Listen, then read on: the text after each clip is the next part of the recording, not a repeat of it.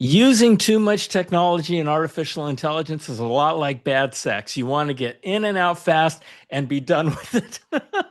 Anthony Silard is my guest, and we're going to talk about the rise of technology and the rise, especially of artificial intelligence, and how we really need to be aware of what's going on because most of us are it's out of control. It's out of control. We're having a great conversation. It's going to give you lots and lots of things to think about. Please share this. And folks, please subscribe. It doesn't cost you anything, but it really does help when you subscribe to change the algorithms a little bit so we can get our messaging out there to more people. Okay? But be sure to share this. This is a great episode. Here we go.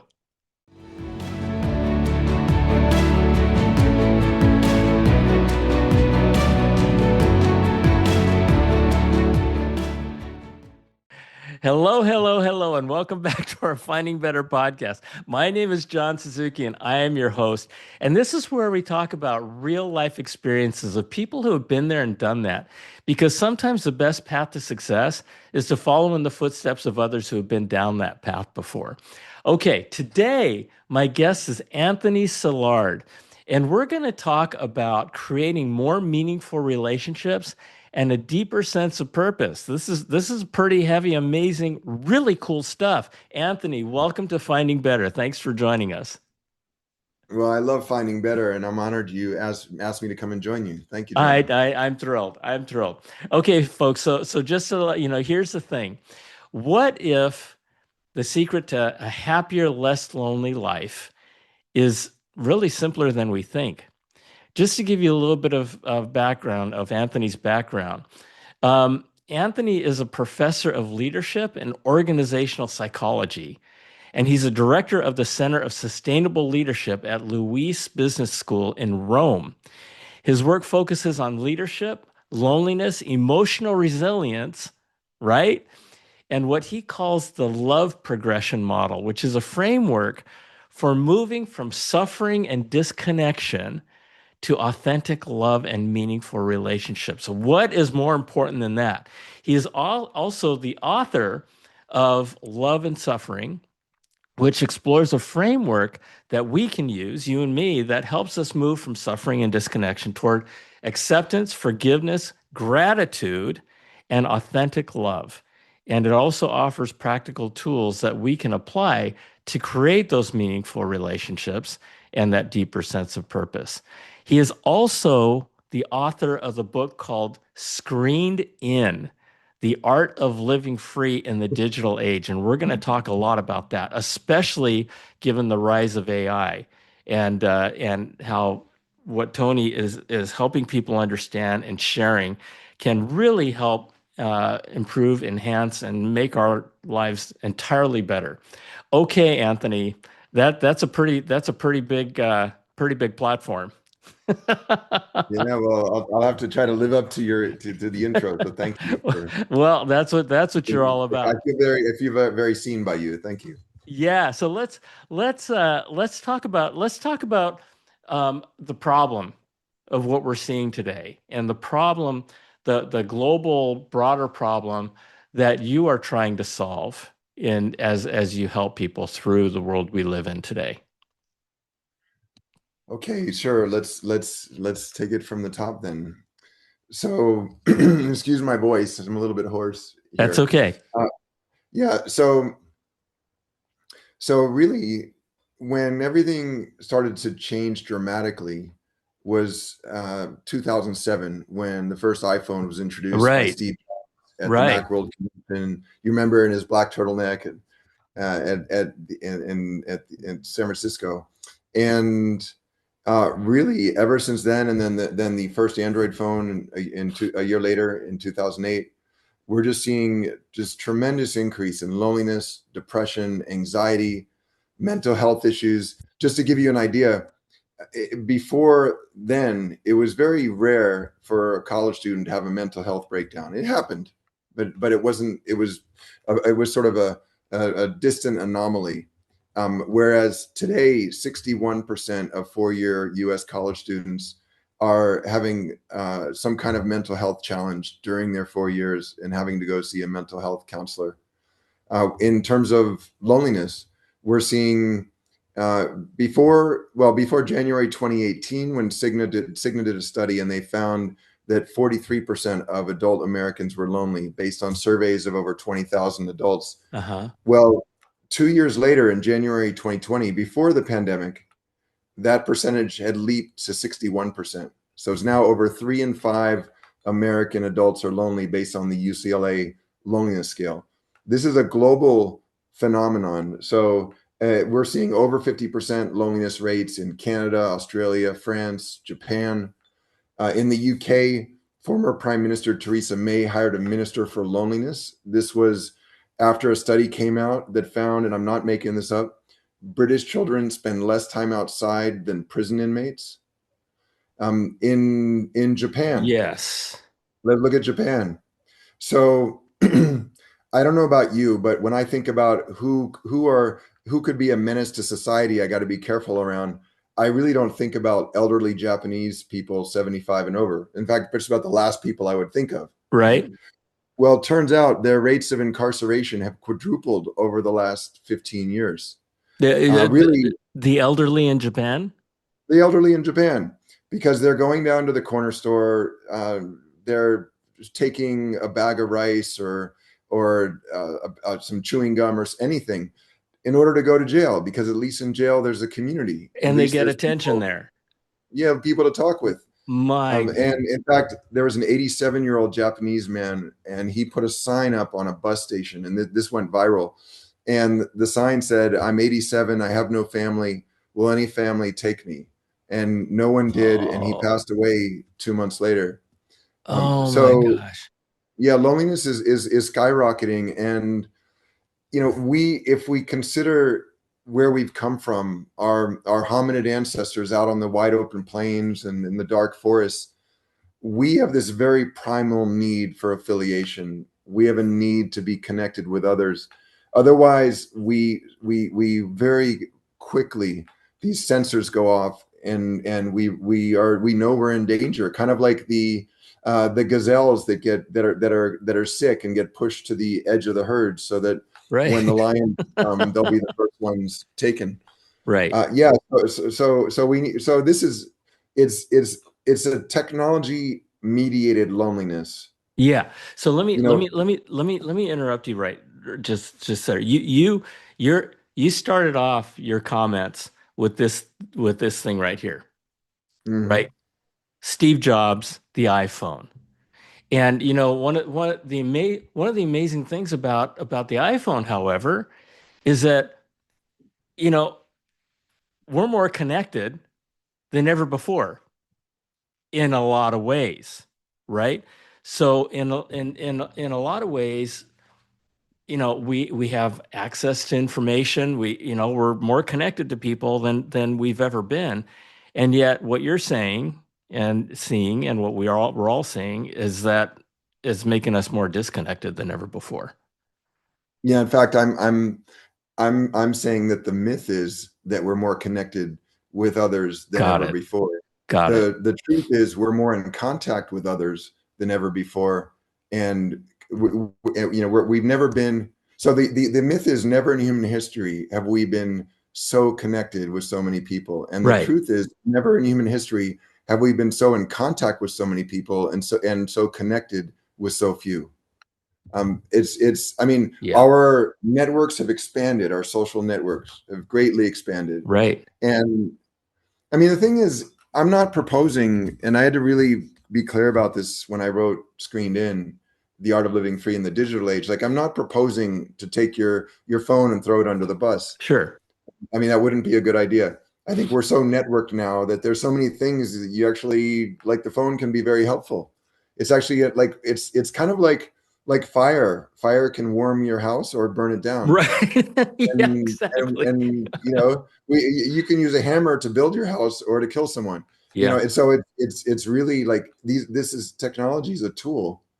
These Right. phones are tools, and we have to just reconsider how we how we use our values to guide how we use this tool, rather than letting the tool guide us. Yes. Yes. Well, your comments were startling, startling. But I suspect, like me, a lot of people are like, well, yeah, that makes sense, right? But we just But then we perhaps, keep on doing the same thing we always yeah, yeah, do, right? yeah. But for me, you've just given me a perspective that is really going to change my behavior with this with this Well, with this device. well, perhaps for your listeners, I should change a few I mean, sorry, I should share a few strategies that Yes, actually may help them to change their behaviors, because absolutely. there's a lot of research in psychology that shows that we can have the best values in the world, but we still often don't execute on them. And so really, I think one of the greatest challenges for humanity in today in the third millennium is, how do we align our values with our behavior, especially vis-a-vis these tantalizing digital devices. Right. Because even if you go back, there was a social psychology study in 1978 where they got these Princeton theology students to walk from one building over to another building to give a talk about the Good Samaritan. I'm sure all your listeners know the story of the Good Samaritan, about being charitable, being kind, and helping someone in need. Well, this was Darley and Batson were the social psychologists. A very clever study. They put a Confederate, meaning one of their experimental team members. They put this guy in between the two buildings, lying on the ground, calling out for help, to see how many of these theology students, on their way to give a talk about helping someone on the street, would help someone on the street. And the results were really sobering, because in the first condition, where they said, yeah, just go over there and get over there when you can, about half of the students helped this man calling out for help on the street. He's like coughing, I'm sick, help me. And more women than men helped him, by the way. But then they changed the condition to one of high, instead of low hurry, it was now high hurry. And it Right. was like, yeah, you should probably get over there. They're waiting for you. And only 10% of the students helped this man on the street as they rushed over to give a talk about helping a man on the street. Oh. So this is the thing. It's not just values. It's how we. I think what I try to do with Screened In, and I'm happy to share some strategies with your listeners, is to come up with some really easy, simple strategies that actually could help you change your behavior vis-a-vis your phones. If you even agree with me, like, hey, the average number of times we touch our phones is currently 2,500 per day. And if you'd like to reduce that 2,500 down to, I don't know, 1,000, 800, 400, 200, then Which that sounds could help. crazy, right? If you'd like to reduce it to 800, I Well, that mean, would be a third of what it right? currently is. I mean, Much better, right? I mean, so well, so one of the strategies where I always get a double take when I share it, but it's also the one where people who do it will come to me 3 years later and show me their phone and say, I did this after I read Screened In, and I'm still doing it, and it's made all the difference. So here it is. Put your phone in grayscale. Like, literally make it black and white, okay. because that the programmers, we have to understand that when we're on a screen, or on our phone, or on a screen, it's when you're on your screen, John, it's you on one side of the screen and thousands of programmers on the other side. And their bonuses, their incentives, their being able to put food on the table for their families, hinges on you staying on that phone for as long as Right, is right. humanly possible. So it's the attention economy. It's is Everyone's fighting for your attention. And so the reality is, when you put your phone in grayscale, it becomes boring. It's a very Oh easy my reminder gosh. that this gray, black and white slab in my hand is a tool, and this in front of me, real life, is in color, and this is real. Oh my gosh. Oh my gosh. Wow. So, I mean, how easy is that, right? And you know what I just flashed on? I flashed on The Wizard of Oz. right? Where Dorothy, the beginning of the story is in Kansas, it's in black and white. And then Dorothy in the house gets picked up by this tornado, lands somewhere, and she opens the door. And as she opens the door, the city of Oz or Your it's all color. in color. It's spectacular, right? And I remember, and I mentioned this because I mean, my reaction to that, my response to that is always, even today, let alone the first time I saw it, was whoa, and leaning into the color, right? Absolutely. And what you say about, I mean, the jobs of these people, these 1,000 programmers on the other side of my iPhone, like you said, is kind of to get us addicted to it, to keep our attention on it, right? And Yeah, and the irony, John, is that everyone talks about screen addiction, phone addiction, digital addiction. Okay, this may be jarring for some of your listeners to hear, but good. I'm going to share with you what my research has led me to believe. Yes, please. There is no digital addiction. Okay. We're addicted to all the same things we've always been addicted to. We're addicted to attention, acknowledgement, recognition, feeling competent, feeling worthy, all the same things, craving intimacy, all the same things we've always wanted, wanting to belong in a group, all the things we've always been addicted to. It's the same thing. The difference is with our phones, they accelerate our access to those addictions. Ah, And they do it at low social costs. Let me explain that. So I don't know if you've ever had a friend who's a compulsive gambler. I have, where yeah, they're literally, they're going to the casinos, coming back at 6 in the morning, and they're right, doing it a few days a week. And think of the social costs. Everyone knows Joe is addicted to gambling, right? And that's going to affect all of Joe's relationships. The social costs are immense. Okay, now let's take Joe 2.0 in 2026.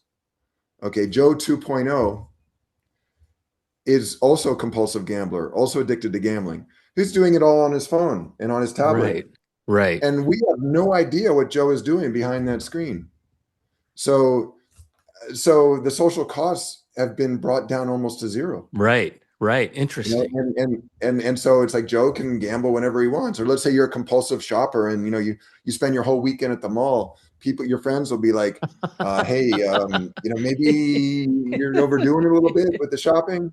Whereas now, you can get on Amazon and eBay and wherever you want, and you can spend your whole days doing it, And and buy everybody anything in else the in world. their house Yeah. using their screens doing something else. So, um, yeah, so I think understanding that, what I would challenge all of your listeners to do two things.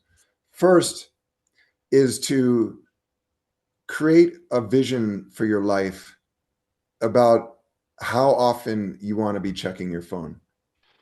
And what really matters is, each of us, we have the same thing. We have an iPhone or an Android phone, but each of us has something very different in our hands because our addictions are different. Right. And so this is the second thing, is identify the apps that are the addictive apps for you. Like, name your poison. Which are the apps that you're just checking compulsively? Is it the news? Is it WhatsApp? Is it Instagram? Whatever it is. And then take those apps. And you know how you have a number of screens on your phone, like Uh-huh. you can flick all the way to like the sixth, seventh, eighth screen. Right. Take those apps and shift them out to like the sixth, seventh, eighth screen, and then come up with a vision. Like, imagine yourself at 80 years old, 90 years old. Imagine yourself looking back at you, that 80-year-old person with white hair, looking back at you, and what will that person think about how often you're checking your phone and checking these apps? And if that 80-year-old person would say, you know what?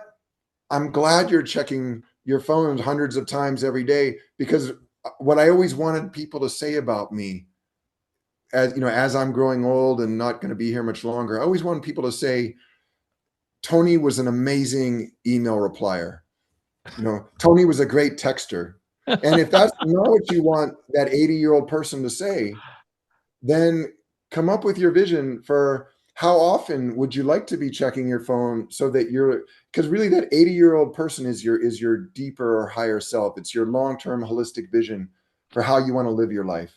And just and so once Right. you align that vision with your everyday actions, you're going to feel more balanced, you're going to feel happier, you're going to feel more successful. And so just it's finding better, just as your podcast is called.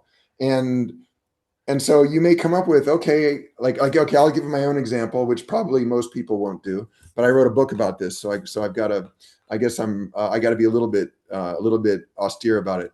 So WhatsApp is the addictive app for me. Okay, Hmm. I could be checking WhatsApp like 20, 30 more times a day. So I decided I want to check 2 times maximum. Okay, one time like in the late morning, and one time later in the late afternoon, evening. and so I have WhatsApp out there on like the sixth screen. I got it. So I have to say to myself, okay, am I going to go to WhatsApp? I got to flick Yeah, 5, 6 yeah, yeah, times, yeah, and each yeah. You got to time work I'm for it. like, am I living my values by doing this? And so once I was able to do this, it's like it set me free. It's like it's so liberating. It's like, oh my, all of a sudden Wow. I've got all this time. And there's all this research on the displacement effect of technology. The more time we spend on our phones and devices, the less time we spend in person and on the phone with the people we care about. So it just opens you up to social connection. That It is opens you up amazing. to relationships, to life again. My daughter, it's been 10 years now since she graduated, but when she first went to Santa Clara University, she sat in on a talk of a Facebook executive. Santa Clara is in the middle of Silicon Valley. Right, right, And right. and there's 300 people in this auditorium. And this Facebook guy says, "How many of you guys have Facebook accounts?" Everybody raised their hand. My daughter always sits in the front row, and everybody in the room raised their hand except her. And the guy says, "Wait, you're not raising your hand. Are you just not participating, or do you not have an account?" She goes, "I don't have an account." And she said that when she said that, all of the oxygen in the room just everyone right. And he says, "Why not?" He says, "Well," she says, "Well, I did have a Facebook account, but I decided that when I came to college, I was going to cancel it." And he says, "Really? What happened?" She says, "I got 8 hours of my life back every single day." She was spending Wow. 8 hours a day worried about what people were saying about her or what she was going to miss. Mm. And she said, "I got 8 hours of my day back." And what an amazing experience that was for her. And just right Wow. along the lines of what you just talked about. And John, please share this with your daughter. So we've talked about how the more time we're on our screens, the lonelier we become, the more depressed, the more anxious, the more mental health issues. Here's another one.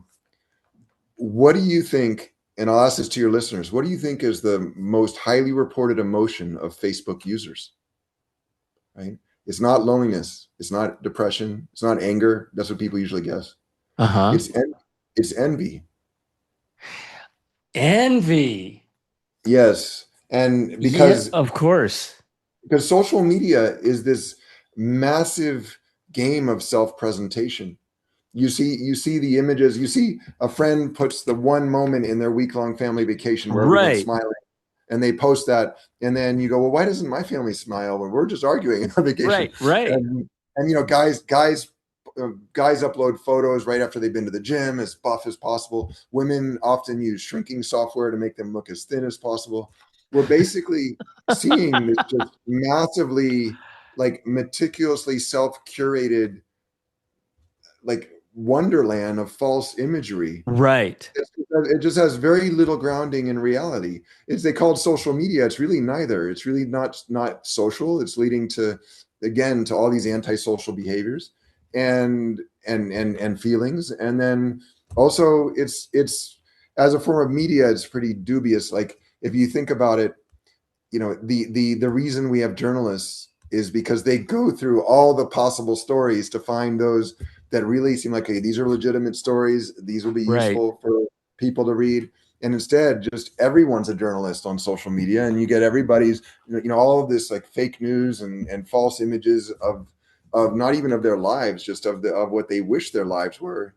And then we end up wishing our lives were like theirs, but it's not even their lives to begin with. One of the reasons why the reason why I started this podcast is because my daughter asked me for 15 years to do it. And so I finally did it. But the story behind that is that she said, Dad, you can provide a safe place. You can provide a safe place where people can come to get real information, not this bullshit, not all the things that you just talked about, right? This wonderland, which is basically a false world. And I mean, huh? well, I think you've done a wonderful thing because you're helping a lot of people with this podcast. And you're also really hosting a podcast is like doing another degree. Essentially, you're saying, I'm not going to go through life. I'm going to grow through life. And you get to have all these wonderful conversations with Yeah. people who, nerds like me that spend way too long researching this stuff.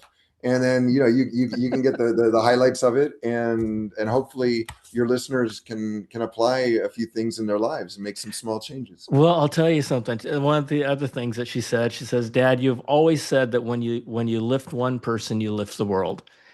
And she says, you know what? Do your podcast, and if one person listens to your podcast, you've just lifted the world.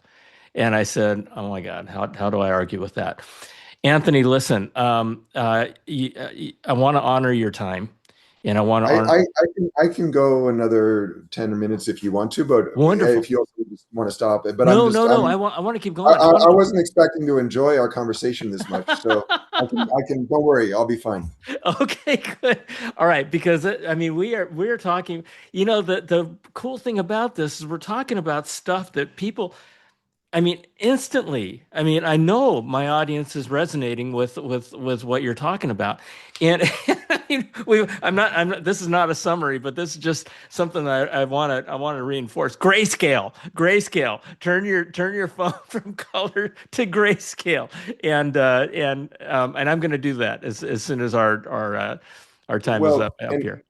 and the reason I want to make another 10 or 15 minutes is because Yes. actually I've got my kids waiting for me for that. But the reason I want to do that is because what each of us really desires in this life is to live our purpose, to feel that we're helping others in some way, lifting others, as you Yes. said. And I can't leave this conversation so soon because we're doing that. And I think like going to sort of the next iteration of screens, which is AI, you know, I Yes. think I think that what we're unwittingly doing is allowing these large language models to replace our own creation of language. And I think when that happens, it becomes more and more difficult for us to cultivate our purpose, discover our purpose, because we're just doing less thinking. This is the irony: is that when we think about, if you remember the old Isaac Asimov books and such, we wanted to have robots to mow the lawn and wash the dishes so we could have more time to think and create. Well, now it's going the other way. We're basically paying monthly fees for robots to do the thinking and creating, so we have more time to mow the lawn and wash the dishes. Everybody, rewind 30 seconds and just listen to that again. No, That's it doesn't. It awesome. doesn't. Okay, now that said, I'm not, just as I don't propose that you throw your phone under the bus. I don't propose that you throw ChatGPT or perplexity under the bus. I think it's not that AI is going to replace human beings, but human beings who know how to use AI will replace human beings who do not. It's just another tool, just like your phone. And so, just as I wouldn't recommend, so I do a lot of workshops on parenting in the age of distraction in Hmm. schools, and I don't recommend that parents bar their students from using a screen. And I'm not going to recommend that you bar yourself or others in your family from using AI. It's just that the tools at our disposal are unprecedentedly useful.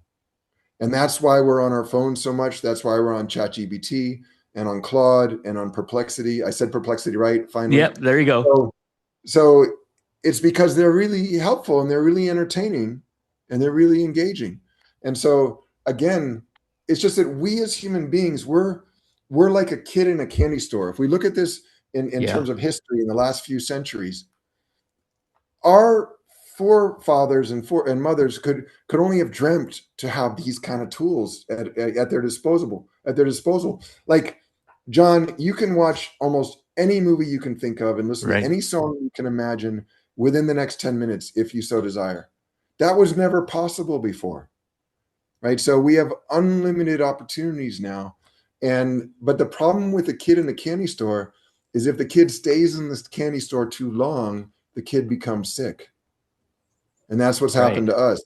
So we have to, we gotta become like bad sex, go get in and out quickly, right? Go to technology, get what you need, and then go back to your life, and don't spend your whole day there. Right? That is, You weren't expecting that metaphor. I'm sorry, it just came. not It quite just sure came to what to me. say about that. No. But yeah, no, it's a tool. These are tools, and um, I my hope is that there's so many different ways, and of course nobody knows what's going to happen, right? I mean, I often say that you know 7, 10 years from now, our world is going to be very different. Hmm. The AI is in the process of driving us into a very different world. If we survive it's probably going to be great, right? But it's the from here to there, that messy middle, right, that we're in right now. How do we get through that? How do we manage that? What do we do? And you've given us some really great practical things for us to do. But what do we do uh, to maintain our humanity? Because that's what we're going to have left at the end of the day, right? So Well, I love your vision, John, of a renaissance of heart. And I think yes, if we're going to accomplish that, then we have to restore our humanity. yeah, And that's going to be the only thing that's going to save us is the restoration of our humanity. yep, And we've lost so much of it in ever since. It's not just 2007. It goes back to the late 70s with the first Apple One and Apple Two, and then Mac, and then the Compaq, and this has been yep, going on really for half a century. But it just went from here to way up here in 2007 once we had all that technology in our pocket to move around right, with us everywhere. right, So if we're going to restore our humanity, it's like Mother Teresa said, we can't do great things. We can only do small things with great love. So grayscale, a small thing, do it with great love.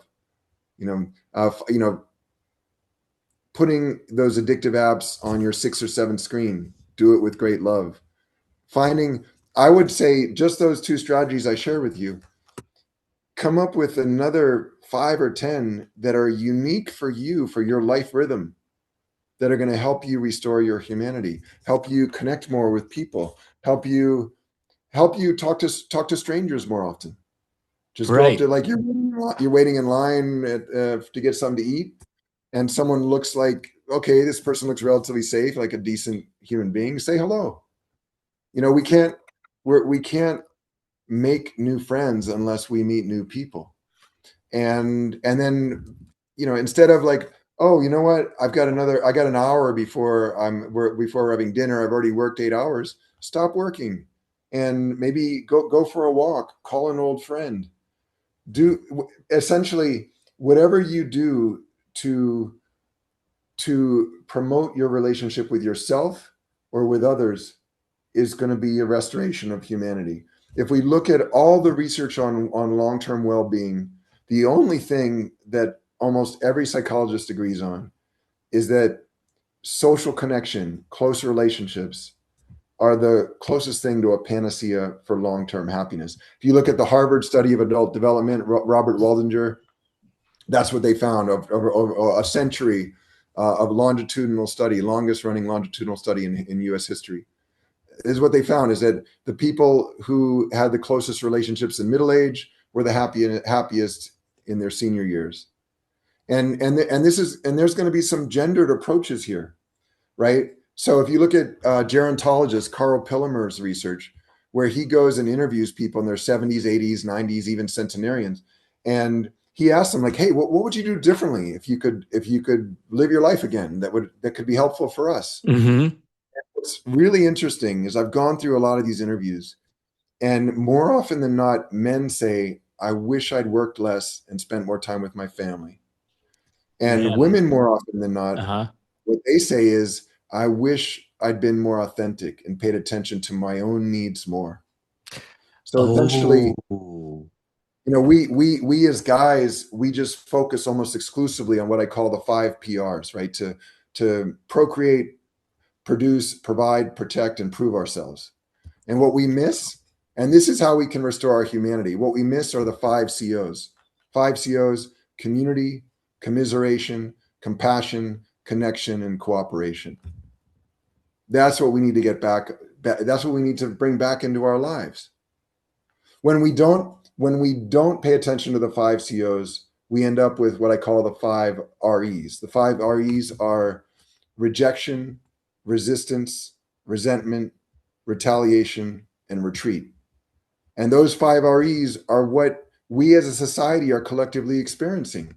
More time we're on our screens, the more we have never had this level of Wow. Yeah. polarization Yeah. between the genders, the political parties, ethnicities, cultures, nations. And so if we want to survive, this is not nice to do. This is need to do. Whoa. Okay. Holy cow. You just kind of blew the top of my mind, my head off. And I am going to probably rewind that about 30 times and just listen to what you just said over the last minute and a half. Um, my gosh, Anthony, I could talk with you forever. Well, And but and I want to say your daughter was right, because you brought this out in me, because you're such a kind, humble, unassuming person that I just felt safe and free to share with you. no. So I'm grateful to you for that, John. Well, thank you. Thank you. And I am so profoundly grateful that you took the time to join me on Finding Better because the I mean I think this episode may be the most practical episode in terms of you having given us things that we can do and move forward with to help us move forward in this crazy world because we have to get back to our humanity. We have to get back to it. We have to do it. Yeah. And I also would like to offer one other thing to your listeners, if it's Yes, okay. please. I'd like to Yes. offer two free books. And one is called The Myth of Happiness: How Your Definition of Happiness Creates Your Unhappiness. And the second is called The Myth of Friendship: How Your Misunderstandings About Friendship Keep You Lonely. Both of these are part of your vision of this renaissance of heart.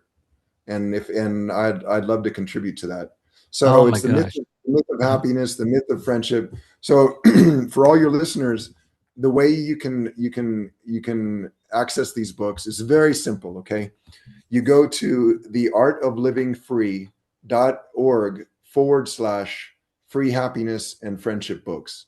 Once again, theartoflivingfree.org/free happiness and friendship books. You go there, you enter your email, you'll get an email in your inbox, you confirm it, and then you get the download links. Okay. So yeah, I hope you will enjoy them and love to have your feedback. And yeah, Oh my John, you've been gosh. a wonderful host. So thank you. I needed this actually. Long story. What some other things that were happening the last few days, but you really, they say, because I'm here near Rome, and you say tiramisu is, a lot of people don't know this, but tiramisu, the Italian dessert, literally Uh-huh. translates as pick me up, and you picked me up, you lifted me up today. So Oh, oh. Well, I'm glad. I'm glad I was able to do that with and for you. Folks, again, it's theartoflivingfree.org/free happiness and friendship books. Go there. I'm gonna go. I'm gonna go there as soon as we're done right now, enjoy and it. get those books. Anthony, oh my gosh, thank you so much for joining me today, and sharing so much, and because this is going to help a lot of people. This is going to help a lot of people, folks. You know that this is the kind of thing. I mean, this is real information. Real information. Please share this. Please share it. Please, especially with your loved ones, because this is kind of life-changing stuff. Okay. And I'm going to say it again, theartoflivingfree.org/free happiness and friendship books. Okay. Anthony, I can't thank you enough. Thank you again for taking the time to join us. I love you. God bless you. Thank you for all you're doing for folks out there. And again, all of you out there, I love you. God bless you. Please share this. Please subscribe. Lots more to come. And if Anthony agrees, you'll be seeing him back. We're I definitely I agree, and I want to okay. thank I want to thank more than anyone your daughter for having the foresight to really kind of encourage you to do this Finding Better podcast, because I Uh, think so many people are being helped by what you're doing, John. well, I So keep appreciate on that. doing it, man. I will. I will. I'll send this to her. I'll send this to her. Anthony, thanks again. All right, and all of you out there, we'll see you next time. Thanks.